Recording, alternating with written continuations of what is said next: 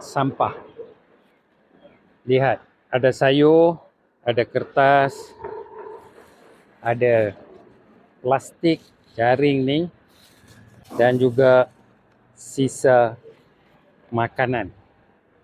Sisa makanan, tengok makanan dibuang dalam ni. Baik, kita dah lama kita bercakap tentang 3R.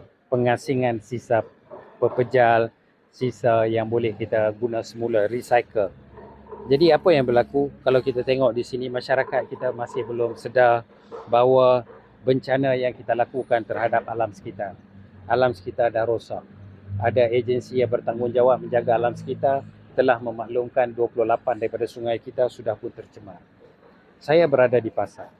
Pasar sinonim sama. Pasar Selayang, Pasar Kuala Lumpur, mana-mana pasar Cokit dan sebagainya, sistemnya masih sama begini.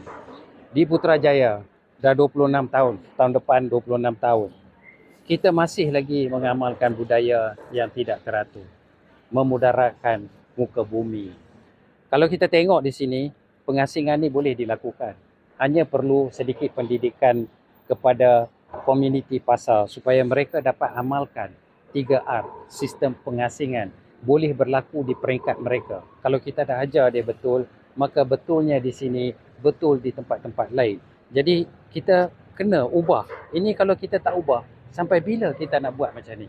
Semua dicampur ke dalam. Walhal sayur boleh jadi baja yang baik kalau kita uruskan. Kertas boleh kita recycle dan diguna semula. Plastik boleh kita gunakan. Makanan di dalam boleh menjadi baja yang baik. Plastik juga boleh kita recycle lagi. Jadi kenapa kita masih lagi ketinggalan zaman? Masih berada di takok yang lama. Sedangkan negara maju. Kita makin maju ke depan, tapi perkara perbuatan kita makin mundur ke belakang. Wallahi astalawi.